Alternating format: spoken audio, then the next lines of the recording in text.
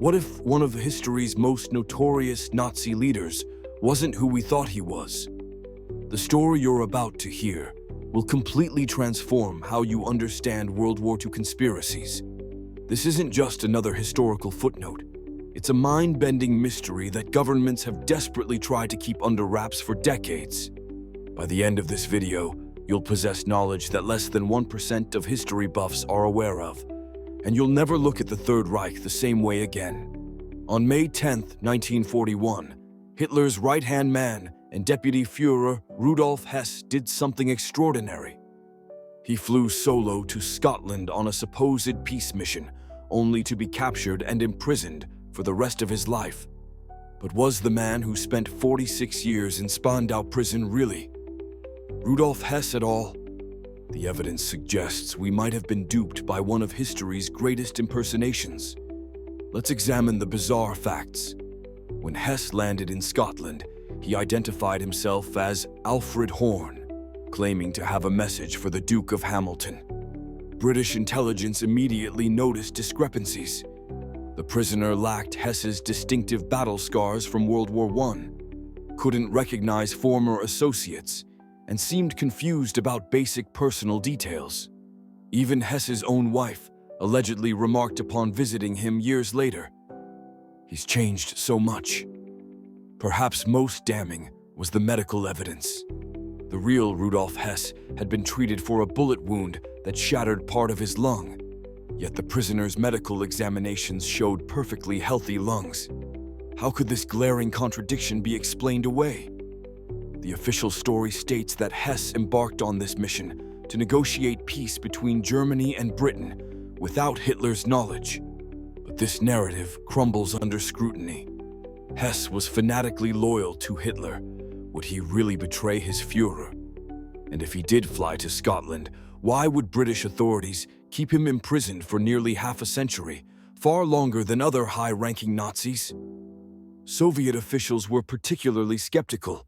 Stalin personally believed the man in Spandau wasn't Hess at all, but a body double sent to mislead the Allies. In fact, when Hess was found dead in 1987, allegedly by suicide at the age of 93, Soviet authorities demanded an independent autopsy, which was mysteriously denied. The British government's response has only deepened suspicions. Why were the Hess files sealed until 2041? A full 100 years after the incident? What could possibly warrant such extraordinary secrecy? According to declassified intelligence documents, Winston Churchill himself ordered, "The Hess matter is to be buried as deeply as possible." Think about it. If the man in Spandau wasn't Hess, who was he? And what happened to the real Rudolf Hess? Some historians believe the genuine article was eliminated after discovering Hitler's plans to betray their Soviet non-aggression pact. Others suggest British intelligence intercepted and replaced Hess to gain Nazi intelligence. We may never know the complete truth. What we do know is that this mystery represents one of the most bizarre chapters of World War II. The implications are staggering. If Allied and Axis powers could collaborate on such a massive deception, what other historical truths might actually be carefully constructed, boys? The Hess mystery teaches us something profound about history itself. Official narratives often conceal layers of complexity and deception. By questioning these narratives, we come closer to understanding the shadowy machinations that truly drive world events. So the next time you think you know the definitive account of history, remember Rudolf Hess, or whoever that man in Spandau really was, and consider that the most extraordinary truths often hide in plain sight, waiting for curious minds like yours to uncover them.